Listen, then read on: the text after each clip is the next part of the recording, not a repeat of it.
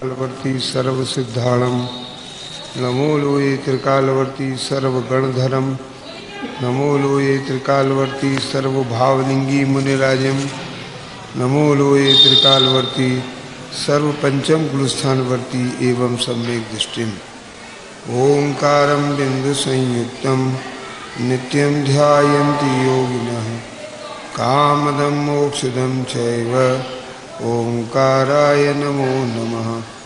मंगलम भगवान वीरो मंगलम गौतमो गणी मंगलम कुंद कुंधार्यो जैन धर्मोस्तु मंगलम सर्वमंगल मांगल्यम सर्वकल्याणकारकम प्रधानम सर्वधर्माणां जैनम जयतु शासनम नमस्मे साराय स्वानुभूत्या चकाशते चिस्वभावाय भावाय सर्वभावान्तरच्छिदे वन्दतु सर्वसिद्धे ध्रुवम् अचलं मणोबं गतिं पत्ते मोक्षामि समय पाहुर्मिळमो सुधकेवली भणिदम्।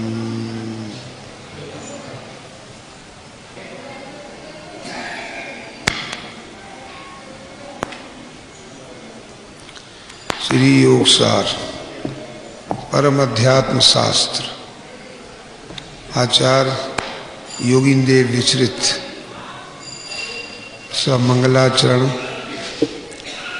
झिम्मण राज झिम्मण ज्ञान परठिया कम कलंक डहे अपालदहु जेणु पर ते परम पड़े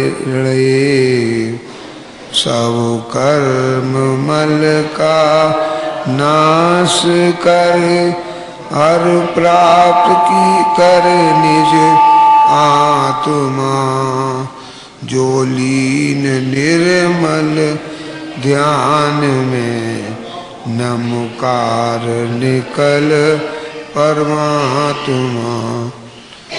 जो अभी प्रकरण चल रहा है उसके अनुसार इसकी 15वीं गाथा 20वीं और 21वीं गाथा लेने का भाव हुआ है।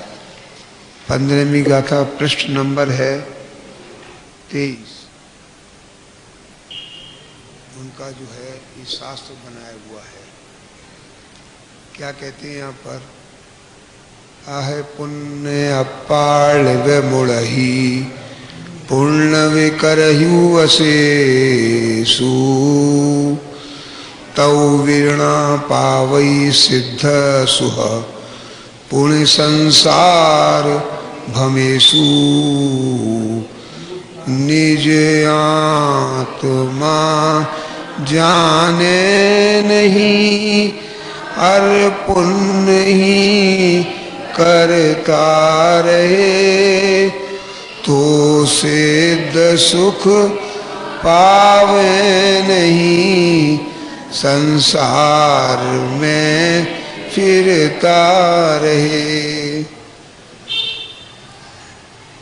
बहुत से लोगों का ऐसा अंदर में अभिप्राय रहता है कि पाप परिणामों से पाप के भावों से तो आत्मा मिलती नहीं है, लेकिन पुण्य के भाव आत्मा की प्राप्ति करने के लिए समर्थ हैं और पुण्य के भावों में आत्मा हमें मिलती है। उसका आचार्य योगीदेव महाराज ने उसका निषेध किया है कि तू पुण्य करता रहेगा तो तुझे आत्मा कभी नहीं मिलेगी। साथ का सार समझें, यही लिखा है कि दूसरी बात लिखी देखें शास्त्र में।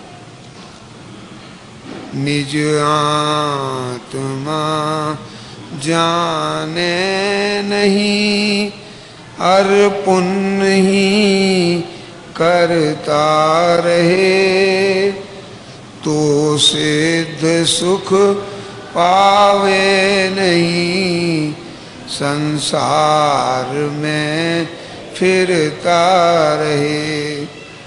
अब हम जितनी सुबह शाम तक चाहे पर्व हो चाहे बिना पर्व का समय हो, पुण्य की हमें जबरदस्त इच्छा रहती है और पुण्य भाव से समझ लेते हैं कि हम सही मार्ग पे चल रहे हैं।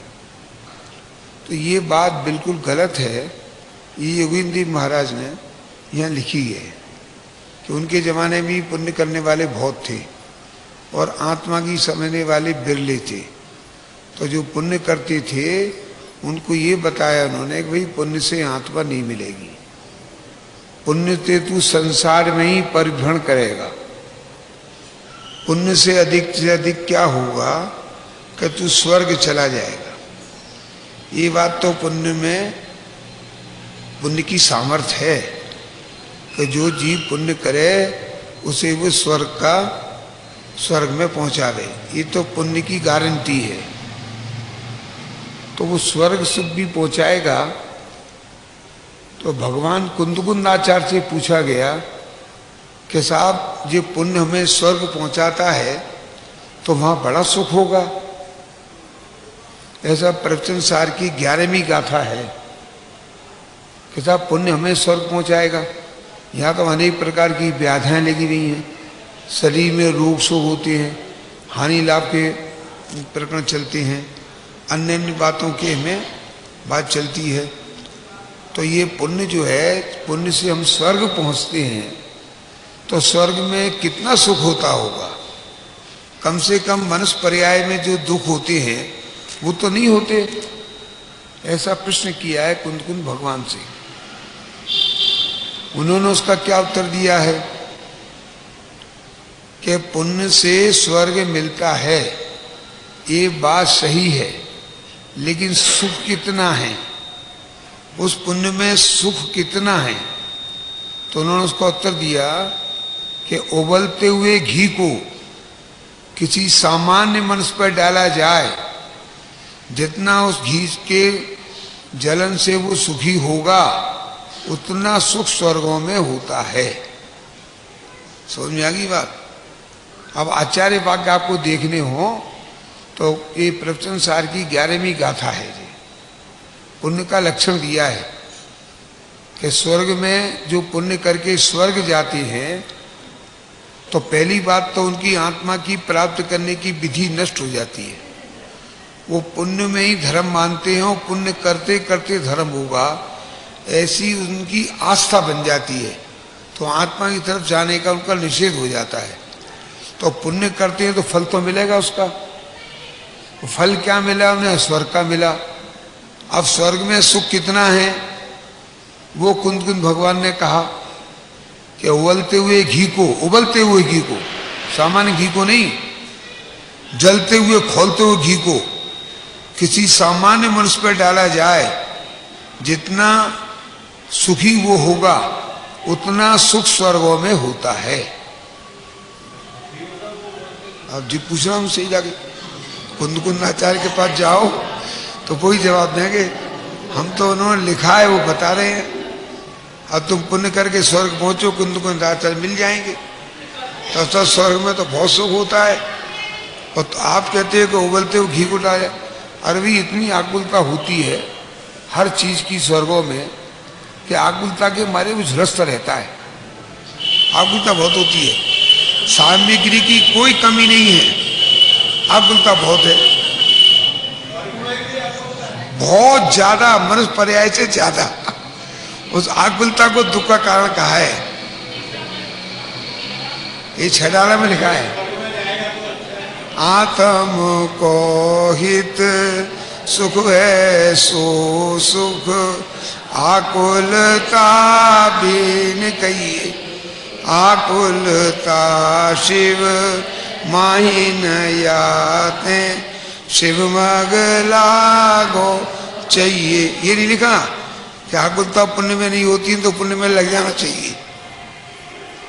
एक सामान्य छड़ाला भी समय साल से कम नहीं है, आप उसकी कीमत कम मत समझो। हमारे लिए तो छड़ाला ही समय सार ही है वो।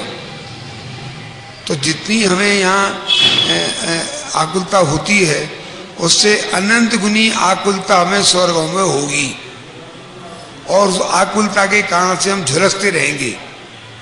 एक तो इंद्रिय सुख मिलता रहेगा, हजारों देवांगनाएं मिलेंगी, सब प्रकार की खाने पीने की सुविधा मिलेगी, ना इनकम टैक्स हो, ना सेल टैक्स होगा, ना कोई एक्साइज वाला आएगा।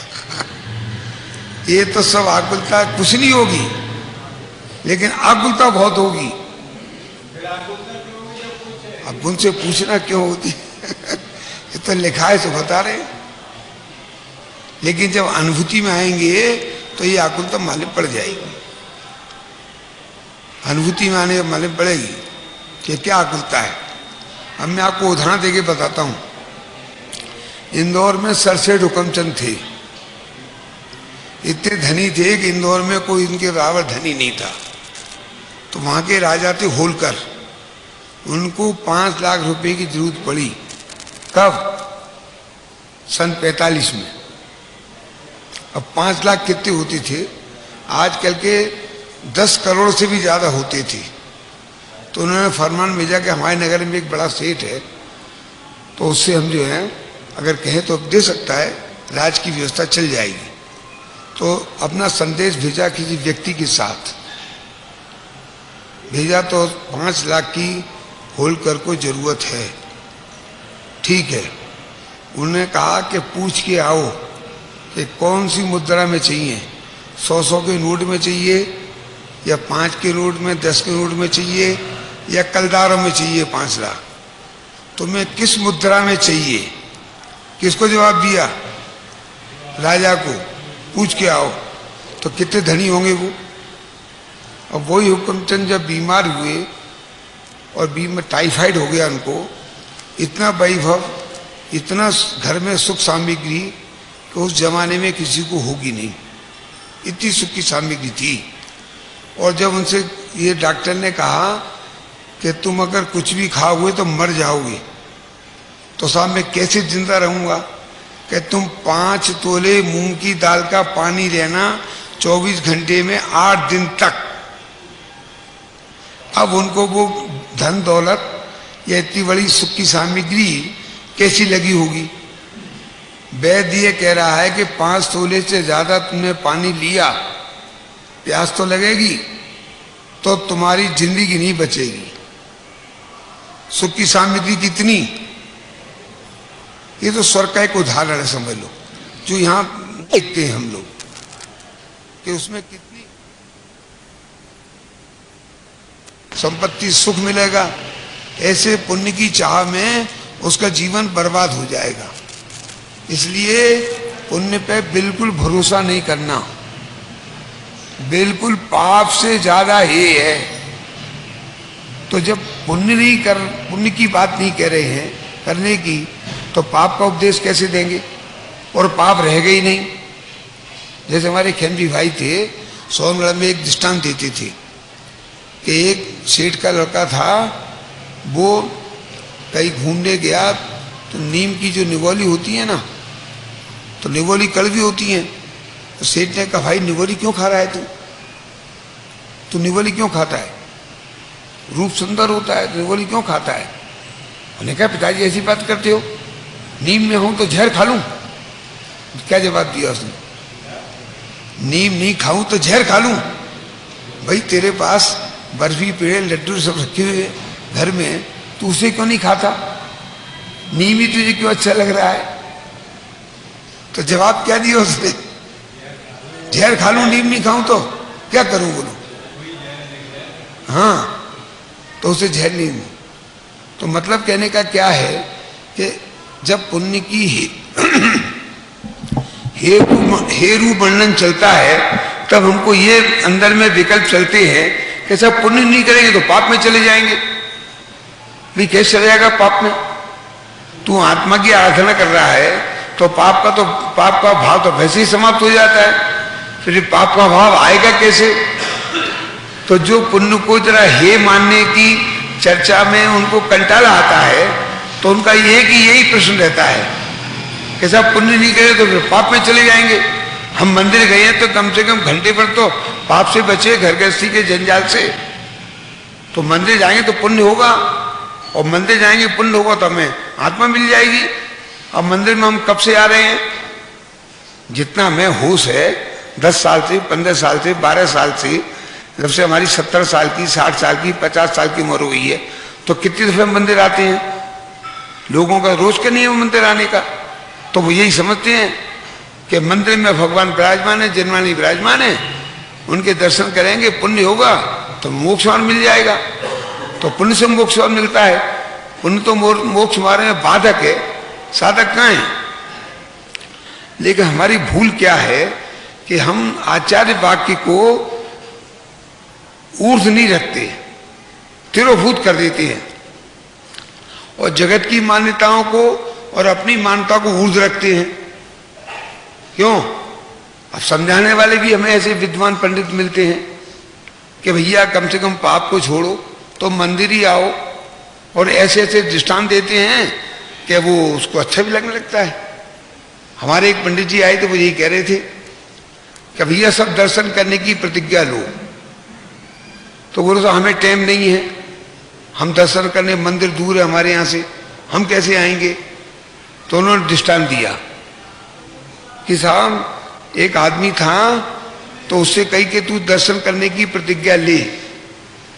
उन्होंने कि अच्छा साहब दर्शन करने की प्रतिज्ञा लूंगा लेकिन मंदिर नहीं जाऊंगा।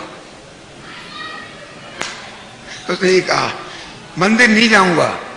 तो उन्हें विद्वान हार गया उससे। तो उन्होंने कहा तू अच्छा तू किसकी दर्शन की प्रतिज्ञा लेगा। कि साहब मेरे बगल में कुम्हार का घर है, उसके दर्शन करके मैं खाना खाऊंगा। उन्होंने कहा जा तेरे अच्छे से काम हो जाएगा। क्यों? अब वो रोज कुम्हार के ऊपर से खिड़की में दर्शन कर ले और अपना भोजन करके मस्त रहे। अब एक दफे वो कुम्हार सुबह ही 4 बजे अपने गधों के मट्टी खोदने ले गया। अब मट्टी खोदने ले गया तो गधे मिले नहीं उसे। अब भोजन कैसे करे वो। तो उसने फिर के घर पे जाके पूछा कुम्हार कहाँ गया है। कहता वो टीले पे गया है मट्टी खोदने के लिए, कुआं खोद रहा है। उन्होंने की हमें प्रतिज्ञा तो लिया, निभानी पड़ेगी। तो उनको कुम्हार के जो गधे थे वो नीचे कुआं सा हो गया था, उसमें झुक के देखा, वह गधा दिख गया। तो उसने क्या कहा, मैं चिल्ला के कि मालूम हो गया, मालिक हो गया, सब ठीक है ठीक है ठीक है। अब उसमें सोने की गिन्नियां बहुत थी। और किसान ने जो कुम्हार था उन्हें सेठ देख तो गया है, ये सेठ देख गया है तो इसको भी मनाना पड़ेगा, नहीं सब गिन्नियां मेरी चली जाएंगी गवर्नमेंट में। तो वो कुम्हार पहुंचा सेठ के घर कि साहब कहना मत किसी से, देखो आधा हम ले लेंगे आधा तुम ले लेना। और वो सेठ समझ आधा क्या ले लेना, वो सेठ समझ नहीं पा रहा था क्या ले लेना। कि साहब तुम देख आए हो तो मालूम तो सब है। उसे कुछ नहीं मालूम थी, तुम देख तो आए हो तो मालूम तो सब है, इसलिए आधा आधा बंटवारा कर लो, जगत में फैलाना मत की बात। तो पंडित ने समझाया देख तेरे गधे के दर्शन करने की प्रतिज्ञा ली है तो तू माला माल हो गया, और तू भगवान के दर्शन करेगा तो इन्हें तो क्या मिलेगा। क्यों? तुम तो भगवान के दर्शन करो, नहीं अपनी आत्मा तो मर चुकी है, पर भगवान के दर्शन करो तुम्हारा कल्याण हो जाएगा। ऐसी ऐसी कथाएं सुनते हैं तो हम प्रतिज्ञा भी ले लेते हैं कि गधे के दर्शन करने से और तरफें मिल सकती हैं, तो भगवान के दर्शन से क्या स्वर्ग नहीं मिलेगा? क्यों? नरक तो नहीं जाएंगे, स्वर्ग ही जाएंगे। मिले घर स्वर्ग की संपत अचंभा कौन सा इसमें, तुम्हारे दर्श से स्वामी कर्म रेखा बदलती है। गीत भी ऐसे बना लिए हमने। क्यों? हे भगवान तुम्हारे दर्शन से हमारी कर्म रेखा बदल जाएगी और हम स्वर्ग पहुंच जाएंगे। तो ये नहीं कहा कि तुम मोक्ष पहुंच जाओगे, कर्म रेखा बदल जाएगी। जो पाप रूप चल रही थी वो पुण्य रूप हो जाएगी। लेकिन पुण्य रूप से आत्माओं को क्या लाभ होने वाला है? कर्म रेखा बदल भी गई, साता की असाता की जगह साता कर्म का उदय आ गया, पाप की जगह पुण्य का उदय आ गया, तो उसे आत्मा को क्या मिलता है? आत्मा तो मरता रहता है, तड़पता रहता है, सुख की खोज में लगा हुआ है। बड़े बड़े आदमी को देख लो आप, वो भी सुख की खोज में, क्यों? दुख की खोज में, सुख की। और इस सुख की खोज में वो भगवान को निमित्त करते हैं कि भगवान के दर्शन करेंगे तो पुण्य होगा, उस पुण्य से हमें ये सन्मार्ग मिल जाएगा। और भगवान क्या कहते हैं, उनकी सुनते नहीं है। भगवान ये कहते हैं, भैया हम तो तुम्हारे से पर द्रव्य हैं, तुम स्वयं हो, हम पर हैं। तो पर द्रव्य के लिए मोक्ष पहाड़ है, अष्ट पहाड़ों का ग्रंथ, उसमें 16वीं गाथा में भगवान कुंद आचार्य ने फरमाया है कि पर दब्बाओ दुख गई और सुर दब्बाओ सुख गई। ऐसा 16वीं गाथा है अष्ट पहाड़ की। क्या अर्थ है उसका? तुमने भगवान की भक्ति पूजा की तो दुर्गति होगी, क्योंकि वे पर हैं, और अपनी भक्ति पूजा करोगे तो सुगति होगी, तो तुम्हें मोक्ष मिलेगा। अब ये जो कठिन बातें हैं जो हमारे गले में उतरती नहीं है, मूल चीज ये है, दर्शन कर आए तो हम धर्मात्मा हो गए, एक आध दो पूजा कर आए तो हम धर्मात्मा भी धर्मात्मा हो गए, और कुछ छोड़ छाड़ दिया हरी सब्जी वब्जी पर्वों में, और एक टाइम खाना कर लिया तो मालूम हो गया हम पूरे त्यागी हो गए। क्यों है कि नहीं? ये बात सब परंपरा चल रही है हमारी, तो परंपरा चला भी कौन मना कर रहा है? अब तुम्हें सिद्धों की परंपरा में आना है कि जगत की परंपरा में आना है? क्योंकि उसमें हम धर्म माने बगैर रह ही नहीं सकते हैं। एक टाइम से अगर 2 टाइम हार कर लिया हमने तो वो धर्म ही लुट गया हमारा। चाहगुन तो होती रहे, धर्म लुट जाएगा तुम्हारा उसमें। तो साहब हमने प्रतिज्ञा ली है तो भंग कर दें कि बिल्कुल भंग कर दो। तो भंग करने में फायदा है कि प्रतिज्ञा निभाने में फायदा है? कि भंग करने में फायदा है। तो वो कैसे साहब? कि सुनो ऐसी कि किसी लड़के ने किसी लड़के के संग शादी की तो साथ जो उसकी प्रतिज्ञा होती है, भामर होती, क्या कहते हैं उसे, उसमें प्रतिज्ञा ली कि जीवन भर साथ निभाऊंगा। अब अल्प समय के बाद उसे वैराग हो गया और मुनि बनने की भावना उसको बढ़त गई, आत्मा की प्राप्ति करने की उसकी भावना बढ़त गई। तो जो उसने लड़की के संग में 7 फेरे हैं, उसमें ये भी बात थी कि जीवन भर साथ निभाऊंगा। तो प्रतिज्ञा टूटी के रही। जब वो ब्रह्मचर्य व्रत लेगा या आगे बढ़ेगा तो प्रतिज्ञा रहेगी कि टूटेगी? तो टूटने में फायदा है कि नुकसान? क्यों? अगर हमने कोई प्रतिज्ञा गलत सरल दे रखी है, हम तो एक ही टाइम आहार लेंगे, मतलब आत्मा लेते ही नहीं है, तुम कर एक टाइम लेंगे। तुमने आत्मा को अपराधी बना दिया, आत्मा भोजन कर सकते ही नहीं है, किसी आत्मा ने आज तक भोजन किए नहीं है, तुम करो एक टाइम करेंगे, तो आत्मा का जबरदस्त अपमान है इसमें। समझ में आ गई बात? अच्छा, आत्मा भोजन करता है कि भोजन का ज्ञान करता है? अपने अपने परिणमन का ज्ञान करता है कि भोजन का ज्ञान करता है? वो अपना ज्ञान करता है कि पर वस्तु का ज्ञान करता है? वो अपना गायक है कि पर वस्तु का गायक है? तो आत्मा निराहारी अनंत काल से है, वो अनंत काल तक निराहार ही रहेगा, और हमने एक टाइम का भोजन करने वाला बना दिया उसे। इसका मतलब ये हो गया कि भोजन करता है। करते हैं कि नहीं? तो ये कहाँ चला जाता है? घर का सामान, आटा गेहूं वगैरह घी वगैरह ये कहाँ चला जाता है? क्यों अरविंद जी, तुम भोजन करते हो कि नहीं? समझ के बोलना है। यहाँ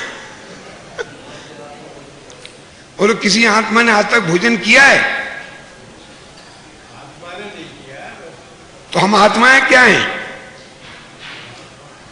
तो आत्मा भोजन कर सकता है, पानी पी सकता है, पानी का स्वाद ले सकता है, दूध का स्वाद ले सकता है, क्या कर सकता है आत्मा? जबरदस्ती जो काम नहीं करता है उसको जबरदस्ती काम करना बता रहे हैं इसको कि आत्मा ऐसा करता है। कभी किए नहीं। आत्मा का लक्षण तो ज्ञाता दिष्टा है, और अंदर में जाए तो अपना ज्ञाता दिष्टा है, पर का ज्ञाता दिष्टा नहीं है वो। और हमें जबरदस्ती बना रहे हैं कि भोजन करता है। इसमें आत्मा का अपमान है कि मान है? उनके गुणों को देखें कि प्रत्येक आत्मा में त्याग उपादान शून्यत्व नाम की शक्ति है। 47 शक्तियों में एक शक्ति ऐसी है जिसमें आत्मा न कभी किसी चीज को ग्रहण कर सकता है और न किसी का त्याग कर सकता है। त्याग उपादान शून्यत्व नाम की शक्ति उसके अंदर हमेशा विद्यमान रहती है। तो जब उसके अंदर शून्य शक्ति किसका त्याग करेगा? अरे त्याग करने की बात ही खोटी है। वो तो आत्मा में आता है तो त्याग हो जाता है उसका, त्याग करना नहीं पड़ता उसे। और हम त्याग करते हैं, इसका मतलब है कि आत्मा में त्याग करने की एक दूसरी शक्ति भी होगी, ग्रहण करने की शक्ति होगी। अब आचार्य महाराज ये कहते हैं कि उसमें ऐसी शक्ति नहीं है जो किसी वस्तु को त्याग कर सके और किसी को ग्रहण कर सके। आत्मा ने आज तक किसी वस्तु को ग्रहण ही नहीं किया है, तो शरीर को ग्रहण करता रहता है। क्या शरीर को ग्रहण नहीं करता? दिखता है तुम्हें वो खाली, वो दिख रहा है खाली।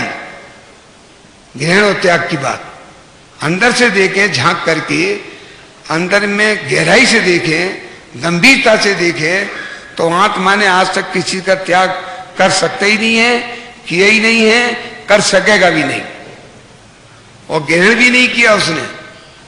क्यों? वो अपने में है स्वयं पूर्ण। मैं हूं अपने में स्वयं पूर्ण। क्यों? ये भी कहते जाती है, तो स्वयं पूर्ण है तो फिर किसी की जरूरत है? तो हम तो शेख चिल्ली बने हुए हैं कि घी लेने गया अपने लोटे में, तो आदत होती है तो लेकिन और डालो, तो जिसने घी दिया तो कि इसमें भर गया, इसमें क्या डालें? कि खाली है अब भी, तो खाली कहाँ है भाई? कि देखो इसका पैदा खाली है, तो पैदे करो, घी भर देंगे। क्यों? तो आत्मा में एक शून्यत नाम की शक्ति है, उससे ना आत्मा त्याग कर सकता है ना ग्रहण कर सकता है। फिर भी कुछ ग्रहण करें त्याग करें तो हम परिपूर्ण नहीं है। फिर ये गीत गाना छोड़ना कि मैं हूं स्वयं में स्वयं पूर्ण, पर की मुझ में कुछ गंध नहीं, फिर ये गाना भी क्यों गाते हैं? इसका मतलब है कि हमारे अंदर छल है। क्यों? भगवान के सामने तुम भगवान हो, क्यों? है कि नहीं? और पुण्य बनेगा तो हमारा मोक्ष मार्ग बनेगा? बिल्कुल नहीं बनेगा, बनने वाला भी मिट जाएगा।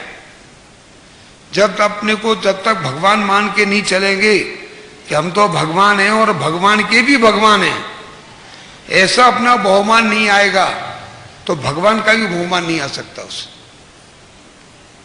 इनका प्रश्न था सम्यक का कि इनका बहुमान तो आना चाहिए। तो बहुमान कब आएगा? कि जब अपना बहुमान आएगा तो पर का भी बहुमान आएगा। अपना बहुमान नहीं है तो पर का भगवान खाली व्यवहार दृष्टि करते रहो, और व्यवहार असत्यार्थ है, अभूतार्थ है। लेकिन हमने जो शुरू से सीख रखा है, हम वही बात सुनना चाहते हैं, वही समझना चाहते हैं। इसके अलावा हम किसी दूसरी बात को सुनने को हमारे गले नहीं उतरती बात जी। अब इस बात को गले उतारना है। तुम्हें जो है किसी व्यक्ति को टाइफाइड हो जाए, टाइफाइड में मलेरिया, तो पहले जमाने में कुनैन की गोली चलती थी उसके लिए। कुनैन खाओ तो मलेरिया बहुत कड़वी होती थी वो। तो एक लड़के को मलेरिया हो गया तो वैद्य के पास ले गई, तो उसने कहा कि इनको कुनैन की गोली दो। तो अब जैसे ही कुनैन की गोली खाए, 12-13 वर्ष का लड़का था, उल्टी कर दे वो। तो फिर वो उसकी माँ वैद्य जी का दोबारा गई कि साहब वो कुनैन खाते ही नहीं, उल्टी कर देता है वो। तो वैद्य जी ने सोचा कि उल्टी कर दिया रोग कैसे मिटेगा। तो उसकी माँ से पूछा कि बच्चे को क्या चीज पसंद है खाने में। उन्हें कि पेड़ा बहुत पसंद है ऐसे, तो तू पेड़े में रख के दे दे तो खा जाएगा। तो पेड़ा दे दिया, कुनैन को ही रख के। अम्मा दोबारा आई पूछने के लिए कि भाई पेड़ा तेने खा लिया? हाँ माँ जी, पेड़ा खा लिया, गुठली निकाल के फेंक दी। अब गुठली के लिए पेड़ा दिया था और गुठली फेंक दी। ये जो अध्यात्म की बातें हैं और आत्मा की चर्चा है, ये बड़ी कड़वी चर्चा है। ये हर एक झेल नहीं पाएगा इस बात को। वो बोलेंगे अरे क्या बात करती है, आत्मा खाता नहीं पीता नहीं है, हमारी पुरानी परंपराओं का अभाव करे दे रहे हैं। तो कैसा लगेगा हमें आत्मा की चर्चा? लेकिन एक दफे इस कड़वे घूंट को पी जाएंगी तो समझ लो अनंत काल तक के जन्म से रहित हो जाएंगे। एक दफे कड़वी घूंट पीनी पड़ेगी। समझ में आई बात? तो परमात्मा का आदर नहीं करना, अपनी आत्मा का आदर करना। हम भी भगवान के भगवान हैं, पहले इसका आदर करना, तो उनका व्यवहार में बहुमान हो जाएगा। क्योंकि बताने वाले तो वही हैं, बीतराग भगवान। लेकिन पहले से उनका तुम बहुमान करने लगे और अपने आत्मा का आदर नहीं किया तो गुठली निकाल के फेंक देंगे हम और पेड़े को खा जाएंगे, तो रोग मिट जाएगा। हमें अपना जन्मना का रोग मिटाना है तो क्या करना पड़ेगा हमें? कल भी दवाई पीनी पड़ेगी, तब रोग मिटेगा। जो बातें हमने आज तक नहीं समझी हैं और जिन्हें हम समझने का उद्यम नहीं करते हैं, वो बात समझनी पड़ेगी, तब आत्म जिस जन्म का रोग मिटेगा। छोटी छोटी बातों से भक्ति कर आए, पूजा कर आए, दान दे दिया, उपवास कर लिया, मंदिर बनवा दिए, रथ यात्रा निकलवा दी, पंचकल्याण करा दिए। कहीं लिखा है पंचकल्याण आचार्यों ने? सब भट्टारंगों की बातें पंचकल्याण की। कोई कल्याण नहीं होता, भगवान ने कहा ही नहीं है कि पंचकल्याण करना, किसी आचार्य ने नहीं लिखा है। हम बड़े जाए नाम के लिए स्वामी जी ने या अन्य किसी आचार्य ने किसी ग्रंथ में लिखी है, किसी आचार्य की बात है, तो क्यों कर रहे हैं हम कि हम अपनी मनमानी कर रहे हैं? शास्त्र की बात, आचार्य की बात को नहीं स्वीकार करते हैं हम, हैं? तो देव आते हैं, वो चौथे काल में आते हैं, पंचम काल में नहीं आते हैं।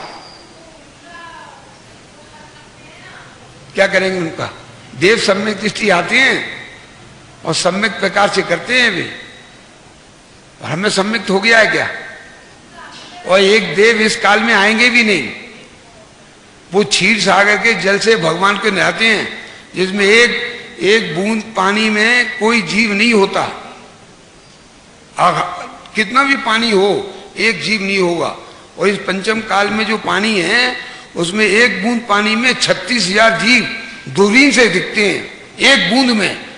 और जब पंचकणक होता है तो घड़े के घड़े, कल से घड़े, जैसे शिव जी की मूर्ति है, ऐसे झूलते रहते हैं। उसमें क्या होता है? उससे भगवान प्रसन्न हो जाते हैं। तो वो उनके देवों के पास क्षीर सागर का जल था, ये जमुना जी का, गंगा जी का जल नहीं था जिसमें कि हजारों कीड़े मकोड़े हों। उससे नहाते थे। और तुम ले आओ क्षीर सागर का जल, तो तुम्हें पुण्य हो जाएगा, उससे मोक्ष जब भी नहीं मिलेगा, पुण्य हो जाएगा। ये सब थोती क्रियाएं हम पड़ गए हैं। पंचकल्याण बड़ा धर्म मानते हैं ना, क्या हो गया भाई? मूर्ति वैसी की वैसी है, तुम 2 शब्द लिखा दोगे तो क्या वो पूज्य हो जाएगी? 2 शब्द लिखा तो अपूज्य रह जाएगी। ये सब हमारे माथे में ऐसी ये बातें प्रवेश हो गई हैं जिसका हम निर्णय नहीं कर पाते। अब जगत में कोई भी बात चलती हो तो हम आचार्य से मिलावें। क्या आचार्य ने बात कही कि नहीं कही है? आचार्यों ने अष्टद्रव्य से पूजा कही है कि नहीं कही है? मिलाएं। कहीं नहीं लिखी आचार्यों ने अष्टद्रव्य से भगवान की पूजा करना। और हमारे चावलों पे बादाम को ढेर लग जाती है। कही है उन्होंने किसी आचार्य ने कि हमारे अष्टद्रव्य से पूजा करना? कहीं लिखा ही नहीं है। कई साल है जी। पूजा किसे कहती है? पूजा का शब्द डिक्शनरी में जो आया है, जो जैन डिक्शनरी बनी है बर्णी जी की, उसमें पूजा शब्द का अर्थ दिया है कि पूजा का मतलब है आदर भाव। अब कहीं आपको किसी प्रकार की हिंदी डिक्शनरी मिले तो उसमें पूजा का शब्द यही आएगा कि आदर भाव, बस इतना लिखा है। अब हमारी पूजा कोई दूसरी है, दूसरों की दूसरी है। किसी की पूजा कोई तीसरी तरह हिंसा करने की पूजा है, किसी की बलि चढ़ाने की पूजा होती है, किसी को कुछ होती है। अब पूजा नाम तो एक ही है, लेकिन पूजा का जो शब्दार्थ है डिक्शनरी का, उसका इतना लिखा है कि वो आदर भाव, खाली पूजा का मतलब आदर भाव। समझ में आई बात? इसलिए ये पूजा जो है आदर, इसका मतलब आदर भाव ही है। तो पहले तो अपनी आत्मा का आदर करें हम कि हमारी आत्मा पूज्य है। पहले तो अपनी आत्मा को पूजें। हम देवाधिदेव हैं। इस हमेशा कलश टीका में 4 जगह बात आई है कि जो अपनी आत्मा को पूजता है सम्यक दृष्टि, उसको देव भी आके पूजा करती है। एक तो 12वीं गाथा, 142वीं गाथा उनकी, और अंत में 189 गाथा में भगवान अमृतचंद्राचार्य ने लिखा है कि जो दयादान भक्ति पूजा, जिनेन्द्र भगवान के वचन सुनना, उनको प्रवचन सुनना, हृदय में धारण करना, ये सब जहर है। 189 गाथा निकाल लो, उसमें पढ़ लो आप, सब जहर है, ये अमृत नहीं है। अमृत स्वरूप तो भगवान आत्मा अपने अंदर में विराज रहा है, उसको देखते नहीं हम। आप कलश नोट कर लो, 12वीं गाथा, 7वीं गाथा, कलश कलश, 189 में कलश, 142 में कलश, 5-5, 6-6 जगह लिखा है उन्होंने कि अपनी आत्मा का आदर करना सीखो तो हमारा आदर हो गया। तुमने हमारी बात मान ली तो आदर हो गया। अब हम कह रहे तुम मानते नहीं हो तो आदर काय बात का तुम्हारा है? कोई प्रश्न है क्या? समझ में आ रही है बात? शास्त्रों को देखते नहीं है, परंपरा को लकी पीटे चले जा रहे हैं। कुछ होगा कि नहीं हो पता ही नहीं है अपने को। हमारे बाप दादे करते चले आ रहे हैं, हमारे बाप दादे घास फूस हो गए, हम भी घास फूस हो जाएंगे परंपरा निभाएंगे तो। क्योंकि आत्मज्ञान था नहीं, इसी में जाते हैं। बाप दादे सब काय में गए हैं, हम उनकी फोटो लगा के पूछते रहते हैं, अखबार में उनकी फोटो छाप देती है, पैसे वाले होते हैं ज्यादा तो रंगीन बड़े बड़े, इसमें तुम्हारे कदम चिन्हों पे चल रहे हैं, तुम गए हो नरक में तो हम भी आ रहे हैं। अब ये सब उल्टी परंपराएं जो है, क्या हमें आत्मज्ञान करा देंगे?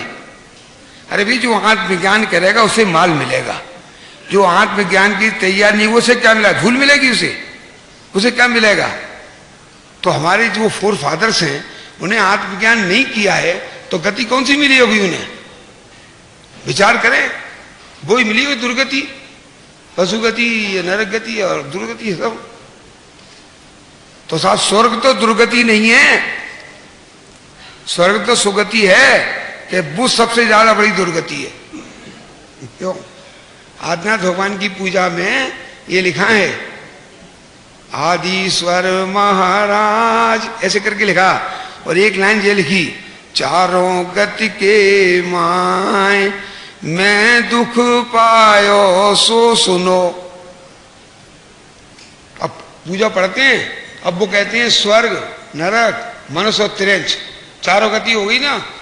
तो हे भगवान मेरी करुणा कहानी सुनो कि चारों गति के माय मैं दुख पायो सो सुनो।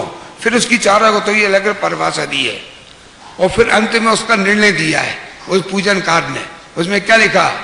बिनती ऋषभ देव की, जो पड़सी मन लाए, जो भगवान ने कही वैसी बात मानेगा तो स्वर्गों में संशय नहीं, निश्चय शिवपुर जाए। और रिजल्ट भी दिया है पीछे उसका।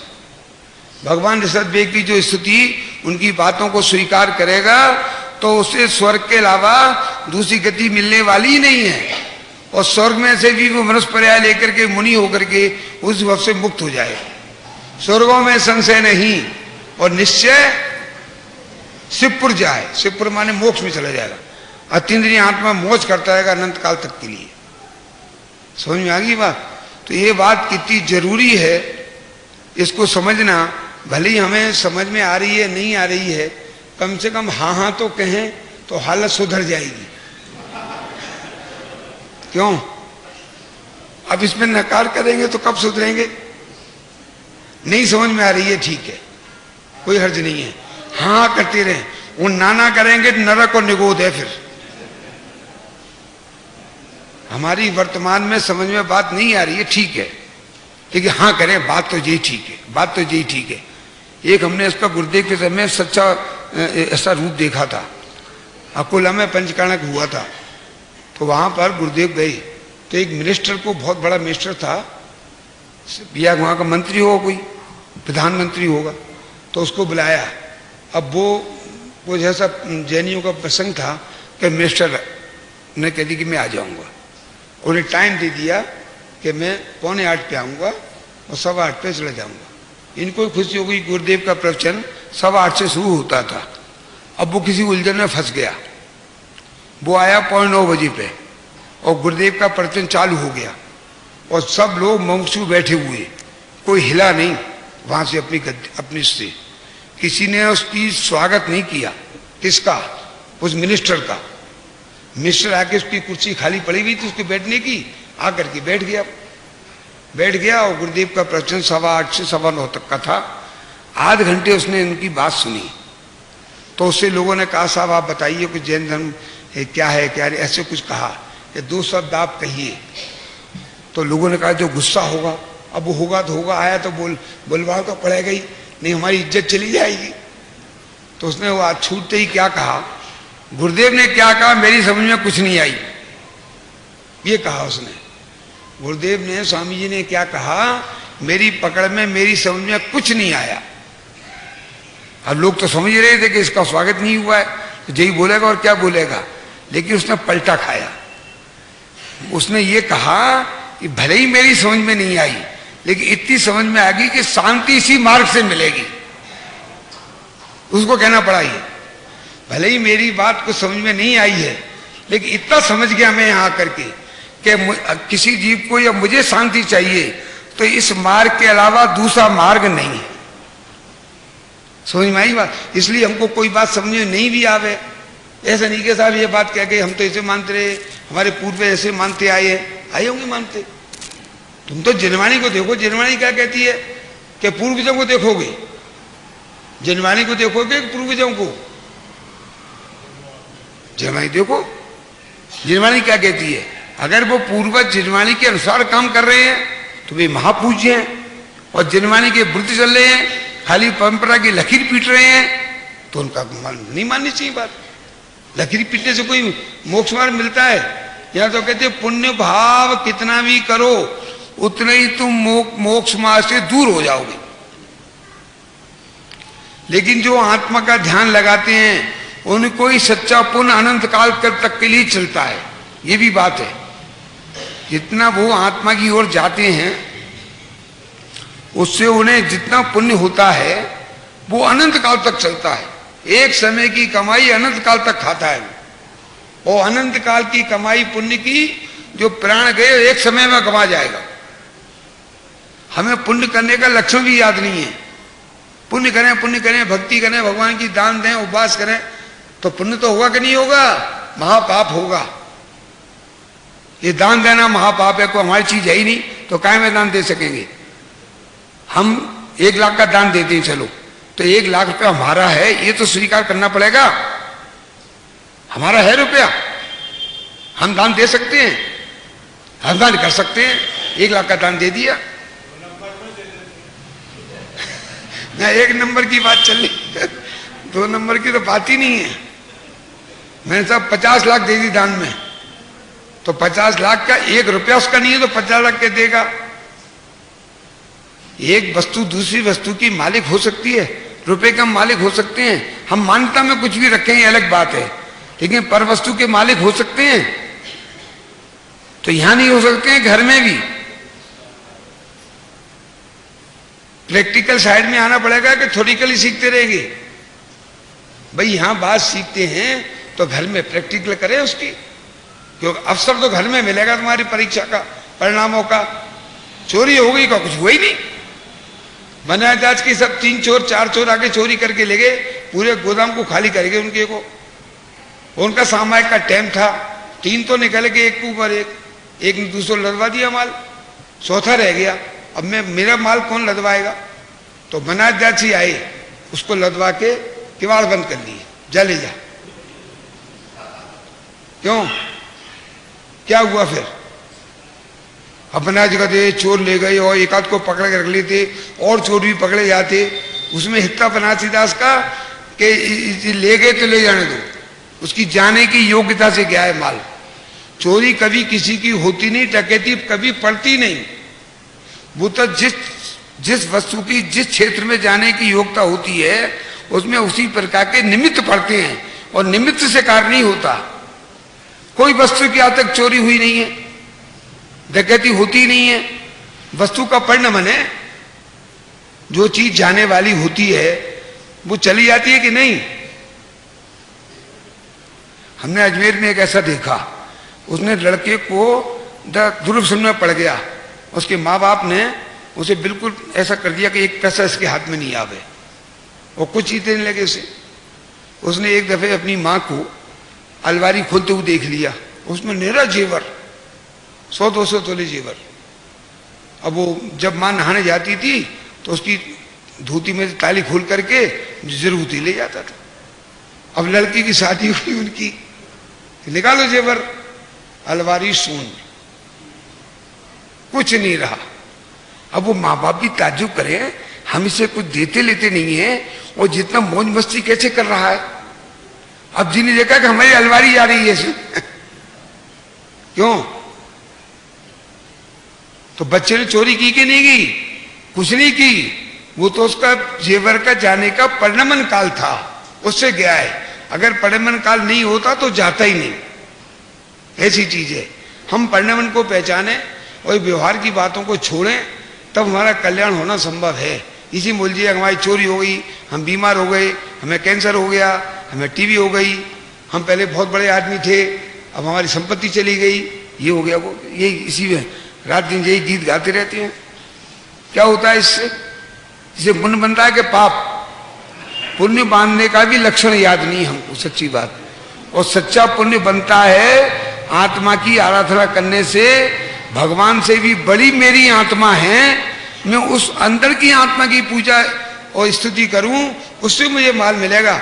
भगवान की पूजा करने से मुझे कुछ नहीं मिलेगा, न मिला है और न मिल सकता है। ये सब अपनी भ्रांतियां हैं कि हमें भगवान की आज्ञा से भगवान की आराधना करने से कुछ मिलेगा। अब बात तो बहुत कहनी है, लेकिन समय समय हो गया है, अब बाकी बात कल करेंगे।